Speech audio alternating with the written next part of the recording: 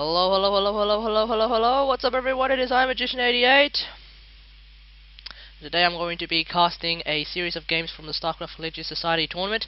These are, of course, replays, so we're going to just go straight in. So, in the bottom left-hand corner of Newkirk Precinct, which is the first map of this best of 3, we have our red Zerg player who's going to be Vovo. Yeah. Alright, I didn't screw up the stream. And in the bottom right hand corner we have our yellow terror player who's going to be DemonSlayer. Yeah.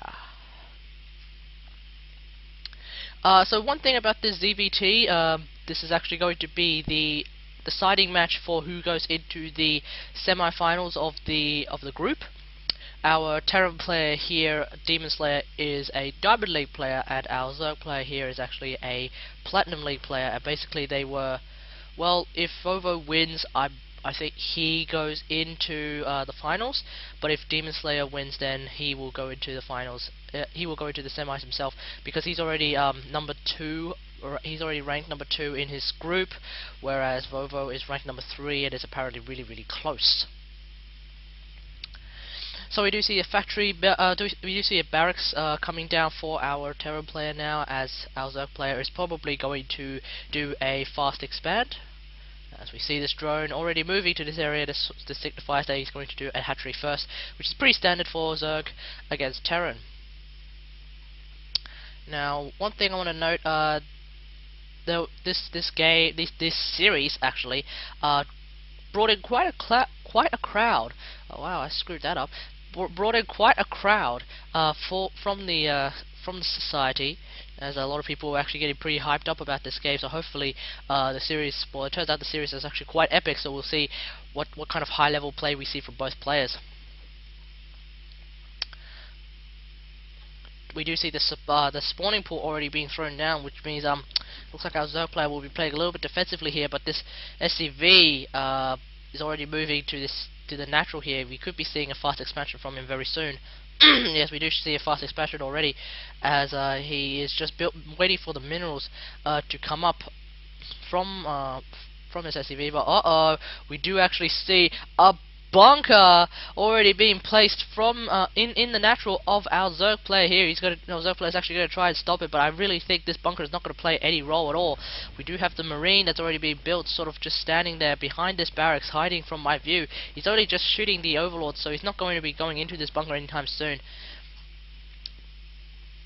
Now, one thing I want to note, one thing I want to tell you about is that if you have the game on a high enough graphics setting, you can see the creep sort of climbing up the walls of Terran and Protoss buildings, and I think this is actually a pretty cool thing from the StarCraft, from Blizzard Arts department. Yeah, quite a fun thing for them to add. Definitely makes the game look a lot more alive, and it definitely makes the creep look a lot more alive as well. Oh, we do see the double gas being thrown down by our Terran player here. So we could be seeing some Reapers maybe, or perhaps some mech. That would actually be quite a viable scenario for our Terran player, because mech is actually really, really good versus Zerg. We do have the Roach Warren coming down now from our Zerg player. Obviously he's going to go for perhaps some sort of a Roach push. If he manages to get enough roaches in time, he could actually attack the Terran player when he only has Marines. There's no tech labs or any add-ons actually being added from our Terran player as yet. He is making the factory though, so we could be seeing some probably some Hellions if he decides to put down a reactor soon. 4 roaches are now on the way from our Zerg player, as both players are just macroing up more or less. Our Zerg player seems to have stopped droning for now. I think he probably needs to continue the drone count.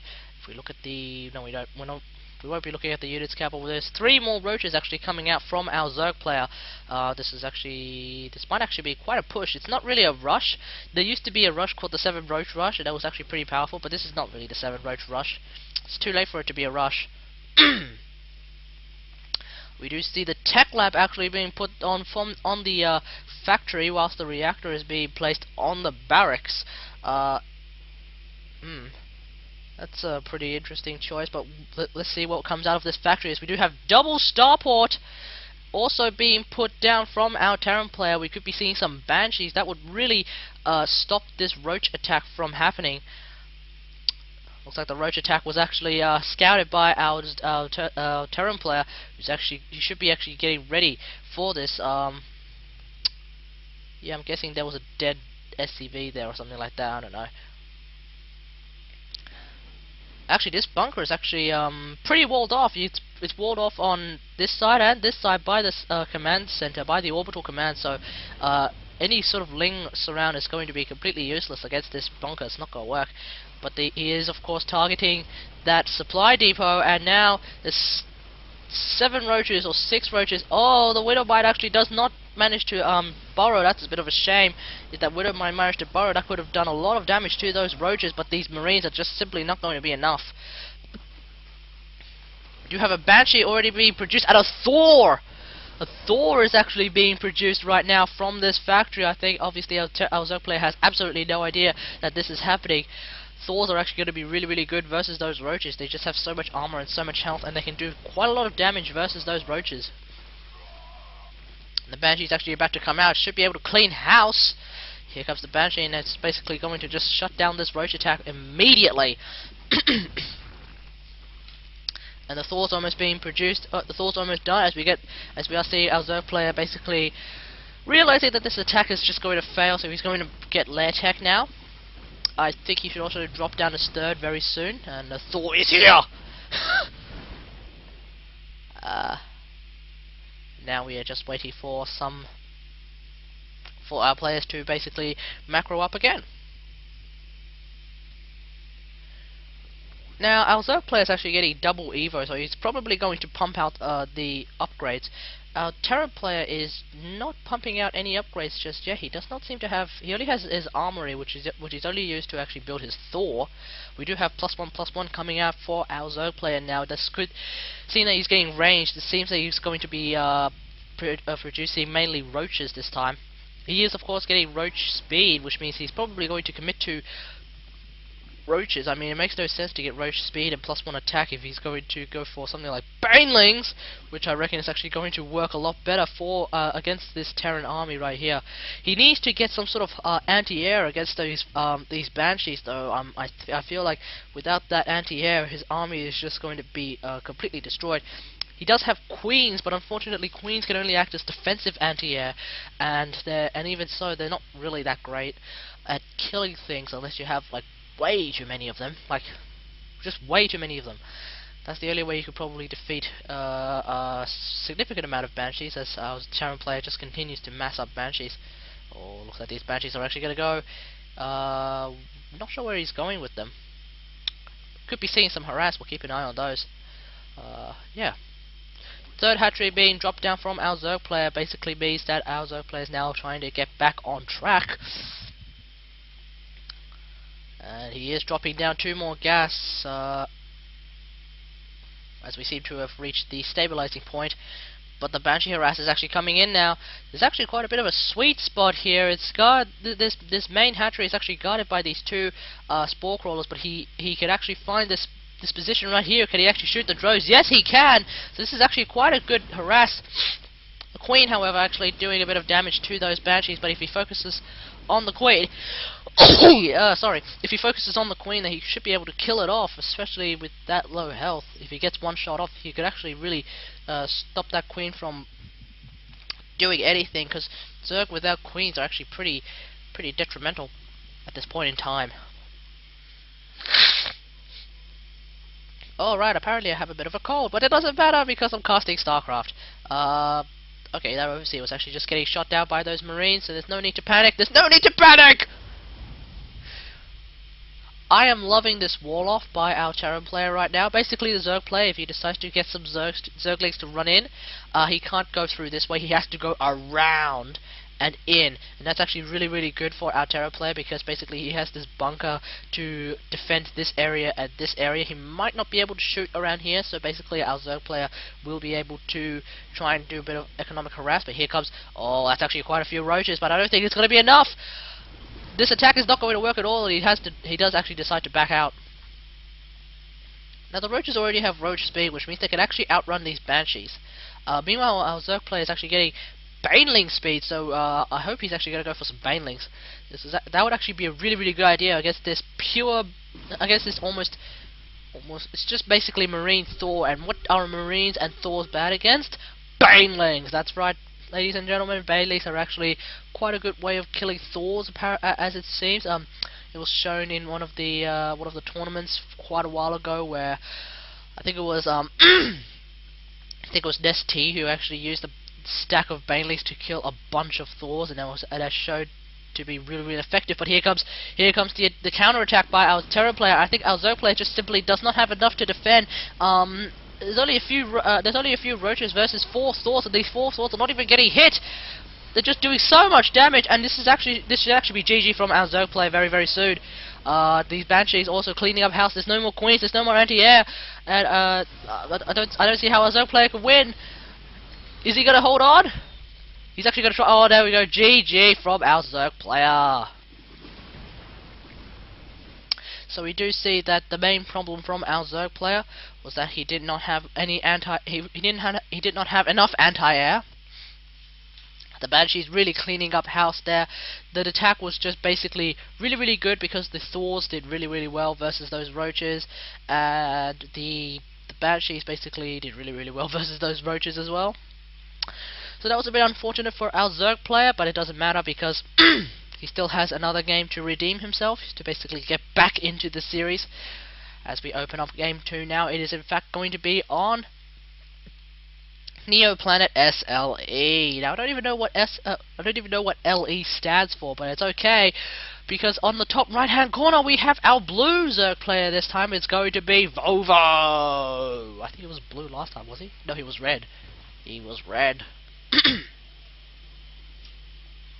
And in the bottom left hand corner we have our yellow Terran player, who's going to be DemonSlayer.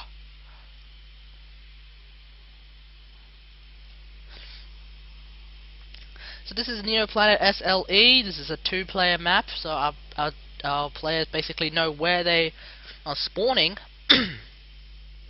in much the same way that they knew where they were spawning in Newkirk. So there's not going to be excuse me. So there's not going to be that usual scouting of like going all the way up here, then down here, then trying to go for the cross spawn. No, it's not going to happen. Oh, there's something stuck in my throat and I don't know why. We do see the supply depot being placed down for our Terran player now, as the SCV is actually going to try and just fiddle around with all of it. I think we should be seeing an early hatchery from our Zerg player once again in order to keep up with the Terran player. Meanwhile, the Terran player could himself decide to just drop down an early command center. That would actually be pretty good for him, because that would really force the Zerg player to go for a third. But at the same time, it does show that the Terran player is going to go for a defensive play, or more or less just sort of turtle up. Would be interesting for the Terran player to show the Zerg player that he's going to drop down his third, and then drop down his natural, and then the Zerg player decides to go for a third, and the Terran player cancels it, and then makes a bunch of Marines and just attacks.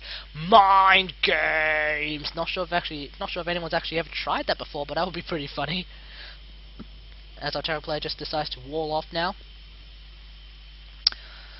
So unfortunately, whatever tech that our Terran player has in here, our Zerg player will not be able to scout at this point in time. He may be able to scout with the Overlord, but as Idris said before, Zerglings cannot scout.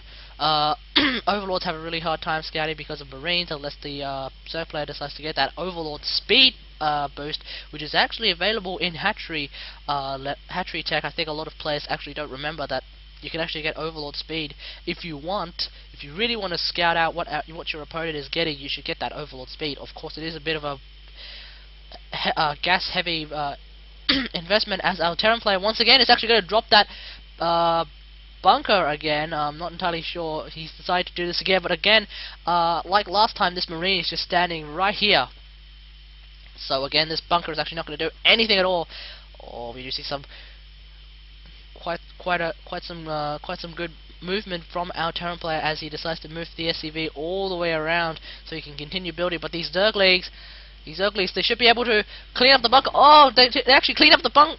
Oh, sorry, they killed off the SCV just as the bunker finishes. Well, it hasn't actually finished. It was only 1 second from finishing, and I think I just had a bit of a voice break, as our Terran player is deciding to just simply continue with the command center. Now you got to remember that that investment was not that bad, because the bunker only costs 100 minerals, and when you cancel it you get 75% return, which basically means he only lost 25 minerals in that whole thing. At the same time, he did manage to scare up some Zerglings, which is I suppose that basically means that our Zerg player was forced to use 2 lava to build Zerglings instead of drones. In a way that could have been quite bad, but that's probably too little a detail for it to actually be worthwhile. But still, 25 minerals to stop 2 drones, I guess, could be useful. I don't know. But anyway, the third hatchery is coming down for our Zerg player now, as he already realizes that our Terran player has indeed expanded already. Pretty standard play from our Terran player, and even more standard play from our Zerg player, as he already has. Well, I suppose he has these Zerglings here. The Zergling speed is finished, which means that he can basically just keep an eye on this area and see whether or not our Terran player decides to move. Now, obviously, our Zerg player will probably have. Well, no, he should have actually a very good idea as to whether or not our Terran player will move out, because he has an Overlord here. So if there's any sort of air like Banshees that do try and just try and fly through here, he should be able to spot them with this Overlord. Meanwhile, anything that tries to come up through this side should be able to be spotted by this Overlord, unless they manage to find this little crevice here, which is in fact a sweet spot. Now, it looks like both players are just going to sit back and macro up now. A siege tank's actually coming out from our Terran player. That's actually pretty interesting. He didn't do that last time. We'll see what he decides to do with that siege tank. Meanwhile, the tech lab is coming down from our Terran player. Again, I think we'll be seeing Banshees once more. We do see a lot of gas being thrown down now, which means Banshees might not actually be such a bad idea. I think that's actually what we're going to be what we're going to be seeing, actually, rather. Wow, my English is so bad. But the double gas is about to finish. Uh-oh, we do have an idle SCV, but he does actually realize that SCV is idle, so he does manage to fix that up. Some drones being pulled off to transfer to our Zerg player's third now, and double Evo actually coming down from our Zerg player here, as our Terran player decides to build 2 Widow Mines. That's actually pretty strange that he decided to build 2 Widow Mines off something that's off a tech lab instead of a reactor. But anyway, I suppose that's part of his grand scheme of things, to build a stack load of all sorts of different things. Ruh-roh, we do have the Baneling nest being put down from our Zerg player. That's actually making me pretty excited, because Banelings are actually my favorite unit in the whole Zerg army. They're small, they're fast if you get the Baneling speed, and they do so much damage. It's actually quite insane. Of course, they don't work against certain things like air, and perhaps units that have just a stack load of health and quite a bit of armor. But if you do somehow max out on Banelings, your army just simply cannot be stopped, and you can do like way too much damage to your opponent's forces. Anyway, we do see that our Zerg player is actually building a lot of Lings. Meanwhile, our Terran player is actually going for the Thor again. Going for another Thor, in fact. Do we see some Banshees being built from our Terran player? Well, he did build that one that sort of came around here. I noticed it just as I was watching it. And we do see the scouting Zergling, and he's going to find... Oh my god, he actually flew from here all the way over there. That was actually quite a big hit by that siege tank right there. Does also, actually, you know what, that siege tank does stop the Zerg player from realizing that there are in fact Widow Mines.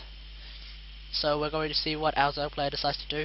If he tries to run that many Zerglings over these Widow Mines, that actually should be GG from him, because he's going to lose all his Zerglings, and that's actually going to open up a great window for our Terran player to just simply counterattack. But our Terran player, unfortunately, is actually leaving our Zerg player alone, and that means that our Zerg player can just basically go completely out of control and build so much that it's just going to be completely unregulated and completely insane. It's like this is like when a bank, for example, just goes unregulated. It loses control and it just does all this random things. But unlike a bank, if a bank goes completely out of control, that's usually bad for everyone. Whereas for the Zerg player, if he goes completely out of control, that's good for him. Not so good for our Terran player, though. I don't know why I made that analogy. It just came off the top of my head. Keep up. Just roll with me.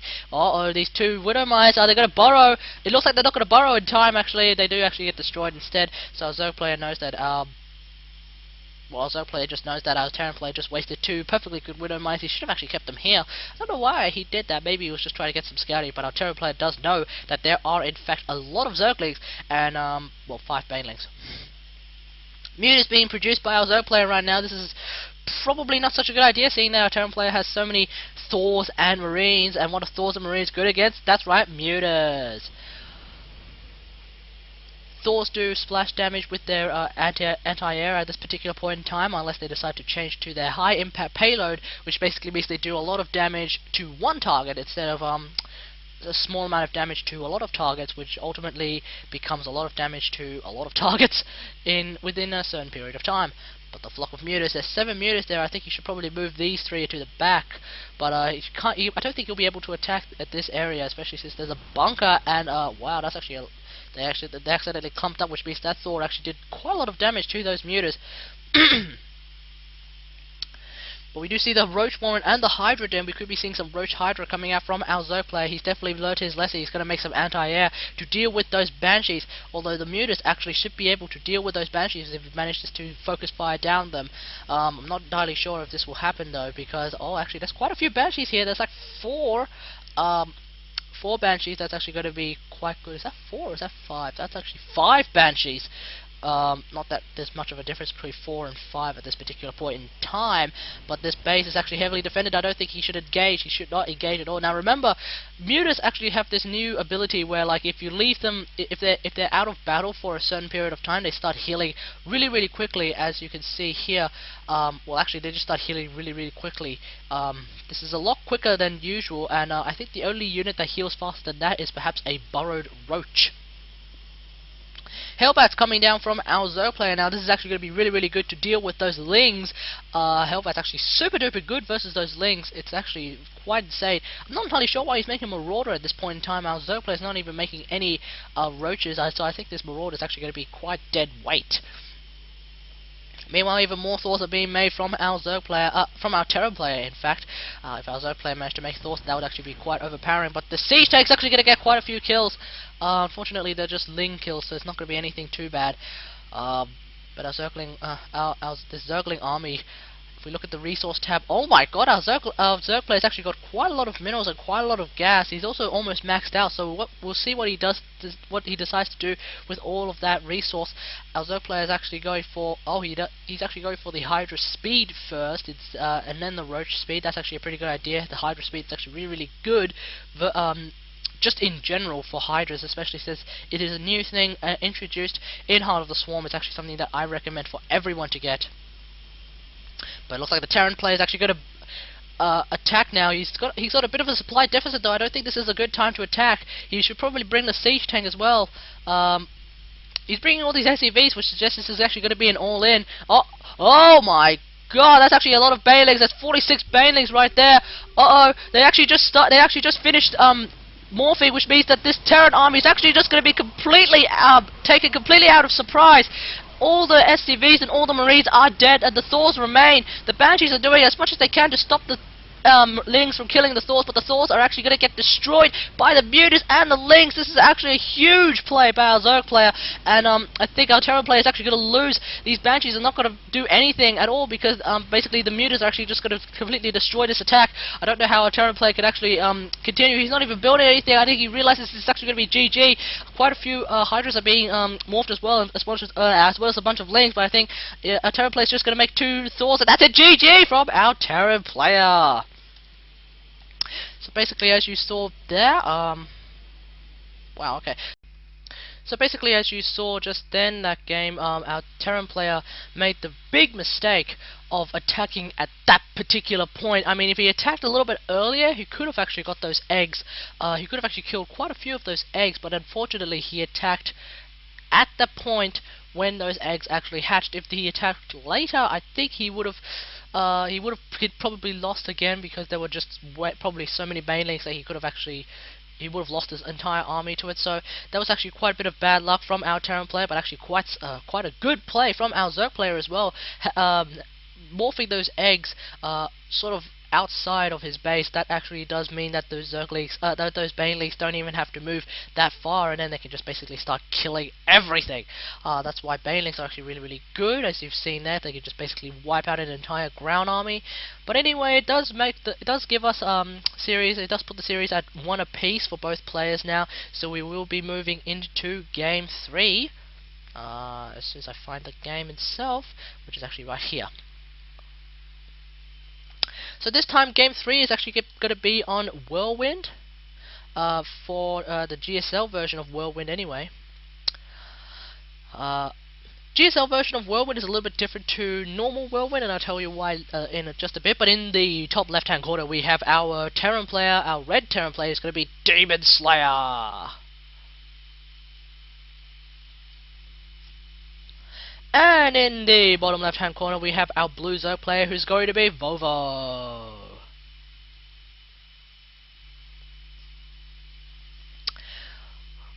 Alright, so as I was saying, the GSL version of Whirlwind is a little bit different to the normal Whirlwind because of things, not this one, but because of these here supply depots. Now these supply depots, as you can see, they are white as opposed to being red or blue, which means they do not belong to any player.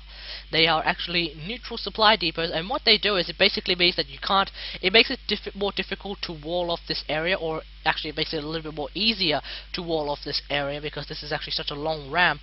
But at the same time, these neutral supply depots, well, actually no, it's these lowered supply depots. What their purpose in this map actually is to stop people from being able to wall off the bottom of your ramp and prevent you from expanding, which is actually something that a lot of Protoss players, a lot of cheesy Protoss players used to do against, say, Zerg players who really needed to expand very quickly.